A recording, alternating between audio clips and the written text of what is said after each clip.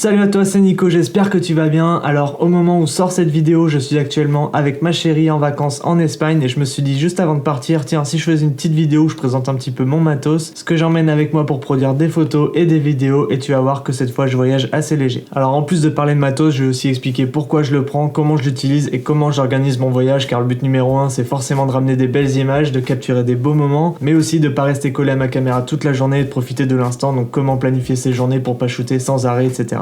Allez, on commence direct. Niveau matos, je pars forcément avec le Canon EOS R6. Si jamais tu regardes mes vidéos, tu commences à connaître, tu sais que je suis team Canon, et le R6 c'est le boîtier principal que j'utilise depuis maintenant 1 an et demi. Donc avec ce boîtier, je compte faire pas mal de photos, mais pas que, il me sert énormément aussi en vidéo. Il est excellent dans les deux domaines et je peux switcher aussi facilement du mode manuel en photo au mode vidéo, ce qui est un gros avantage parce que il va garder les réglages du mode photo lorsqu'on passe en mode vidéo, ce qui est pratique en vacances notamment, ça évite de perdre du temps à modifier les réglages sans arrêt. Avec ce boîtier, mon objectif principal sera le RF 15-35 mm f2.8. Je l'ai déjà présenté lors d'une précédente vidéo, donc si jamais ça t'intéresse d'aller la voir, elle s'affiche juste ici. Alors l'avantage de cet objectif, c'est qu'il est variable, donc on va avoir le choix avec plusieurs types de focales, et pour du paysage ou de la street photo, c'est toujours cool de pouvoir se mettre à 15 mm, d'avoir un angle de vue assez large pour donner une impression de grandeur, ou alors tout simplement faire rentrer beaucoup d'informations sur l'image. En vidéo, ça va être mon objectif principal également, car pour du vlog, le 15 mm c'est vraiment super, ça permet de pas avoir la tête en gros plan sur l'image, et ça permet aussi de gagner un petit peu en stabilité, sachant que l'objectif également est stabilisé. Il fait pas que du plan large, il fait aussi du plan serré, il peut zoomer jusqu'à 35 mm, donc pour faire des cadrages un petit peu plus serrés comme du paysage, de la photo de rue, un petit peu de macro, même si c'est pas fait pour ça,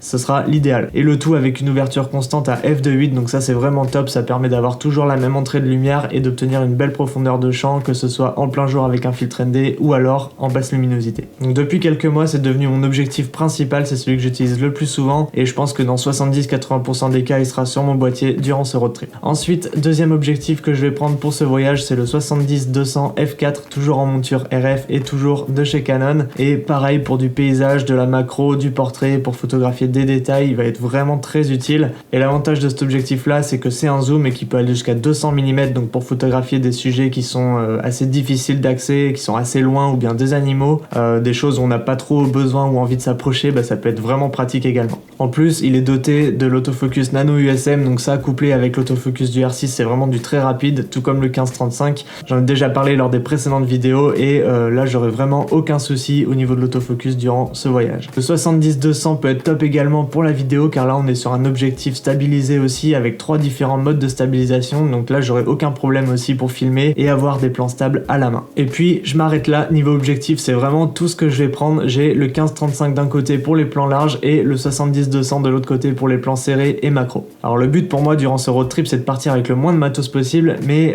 d'essayer de varier le plus possible les focales. Alors malheureusement j'ai toujours pas de 28-70, mais je sais pas si je m'en serais servi durant ce voyage. Mais le but aussi de voyager avec le moins de matos, c'est aussi pour une question de poids et de pratique. Franchement, maintenant, avec l'expérience, je me rends compte du matos que j'utilise le plus souvent et ceux que j'utilise le moins quand je pars.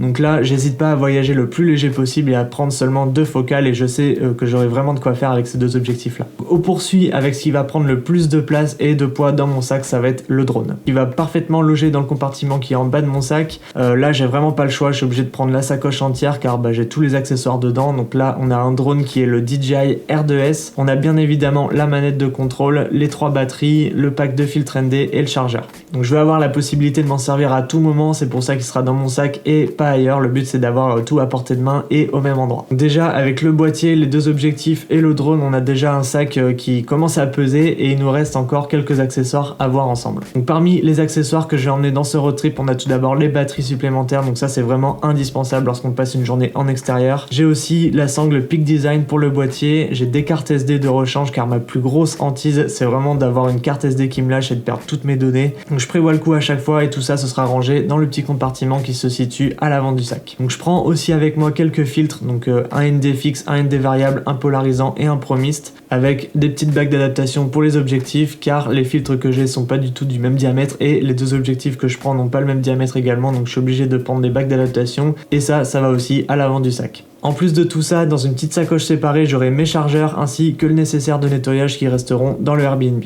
Niveau lumière, j'ai hésité, mais j'ai décidé de partir avec les Pavotube 6C de chez Nanlite. Alors ils seront pas toujours dans mon sac, je les prendrai uniquement le soir et je les échangerai avec le drone, car le soir le drone c'est juste pas possible. Alors je sais pas encore si je me servirai des Pavotube, toujours est-il qu'ils prennent très peu de place dans le sac et qui sont très légers, et en plus de ça ils fonctionnent sur batterie, donc c'est vraiment très pratique pour le voyage. Il vaut mieux les avoir avec soi que de regretter de pas les avoir pris. Et enfin, dernier accessoire qui sera dans mon sac photo, c'est le micro. Alors il y aura sûrement des moments où j'aurai besoin de parler, de raconter un petit peu ce qui se passe durant ce voyage, donc j'emmène avec moi le MKE 600 avec une pile de rechange. Il est super fin, très léger et discret, donc il aura sa place dans mon sac sans aucun problème. Alors ensuite, niveau stabilisation, je vais bien sûr pas prendre mon Ronin S, parce que si je fais le choix de voyager léger, je vais pas m'encombrer avec un stabilisateur de 2 kg si c'est pour m'en servir 2 fois durant ce trip. Le but de tout ça, c'est aussi d'être un peu run and gun et d'arriver à faire le plus de choses possible avec le moins de matos. Au départ, j'ai hésité, je voulais prendre ma cage et au final, je vais pas partir avec car ça rajoute du poids qui est un petit peu inutile, je pense, et tous les plans vidéo que je vais shooter vont pour la plupart être faits soit à la main, soit la caméra posée quelque part, ou soit sur trépied.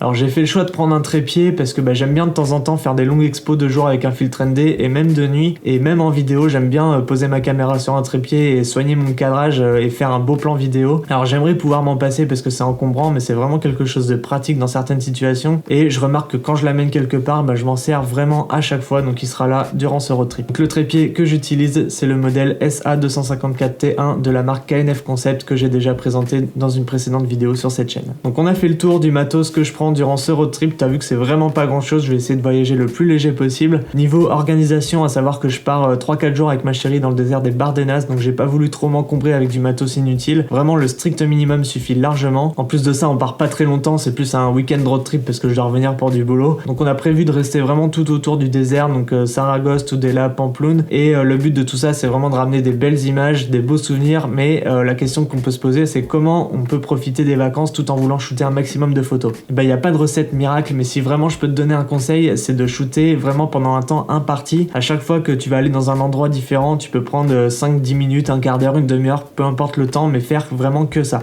Alors attention, je dis faut faire que ça, mais faut pas appuyer sur le déclencheur non plus sans arrêt, il faut faire ça intelligemment. Selon l'endroit où t'es, je sais pas, essaye de trouver les angles un petit peu plus atypiques, regarde les photos sur internet, essaye de t'en inspirer et de faire un peu mieux, essaye de faire des plans larges, des plans serrés, essaye de t'aider de la ligne des tiers, des lignes de fuite, essaye de mettre des éléments en premier plan, essaye de trouver un sujet, en arrière-plan, tout ça, enfin vraiment il y a vraiment plein de manières de se démarquer des photos qu'on voit un petit peu partout, et sans forcément risquer sa vie à aller dans des endroits impossibles, mais juste en utilisant à notre avantage les éléments qui sont autour de soi. Alors quand on part aussi, ça sert à rien de shooter des photos toute la journée. Déjà d'une, ça blinde la carte mémoire pour rien. La moitié des photos, si ce n'est plus, sera soit ratée, soit pas ouf. Donc il vaut mieux se concentrer vraiment à bien réussir la photo qu'on veut prendre avec le bon cadrage, les bons réglages, et ça te fera gagner du temps déjà, même en post-prod et au moment du tri des photos. Je vais te donner un exemple, si jamais tu veux faire une petite rando et que tu as un truc cool à prendre en photo, hésite pas à faire les bons réglages sur le moment, le bon cadrage sur le moment, plutôt que de sortir ton appareil et puis snapper, 40 ou 50 photos,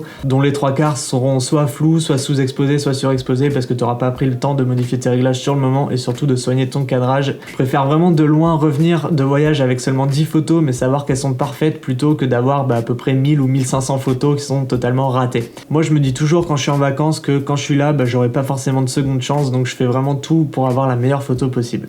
Voilà, c'est tout pour cette petite vidéo. Alors j'ai pas parlé du sac photo, mais c'est un sac tout ce qu'il y a de plus basique, il a rien de spécial, il est juste très costaud, on peut loger pas mal de choses dedans et je l'ai depuis des années. J'ai plus la référence exacte, donc si jamais je te retrouve ça, je te mettrai le modèle dans la description. Personnellement, je suis pas vraiment à la recherche du sac photo parfait, celui-là me convient vraiment très bien, il était pas cher quand je l'ai acheté, et puis tant que je peux ranger mon matos sans problème, c'est vraiment tout ce qui compte. Voilà, j'espère que cette petite vidéo t'a plu. Si c'est le cas, tu sais quoi faire pour me soutenir, c'est gratuit et ça fait toujours plaisir. Si jamais tu me découvres via cette vidéo, je t'invite à t'abonner à la chaîne pour rejoindre l'aventure. Ici je parle de plein de sujets qui sont en rapport avec le monde de l'audiovisuel, donc si comme moi t'es passionné par ça, je serais ravi de t'avoir à mes côtés. Il y aura très probablement du contenu en lien avec ces quelques jours passés au Bardenas, que ce soit ici sur cette chaîne ou sur mon Instagram, donc je t'invite aussi à me suivre pour voir mes stories et tout ce que je partage. Quant à moi, je te retrouve dans une prochaine vidéo. D'ici là, porte-toi bien, ciao.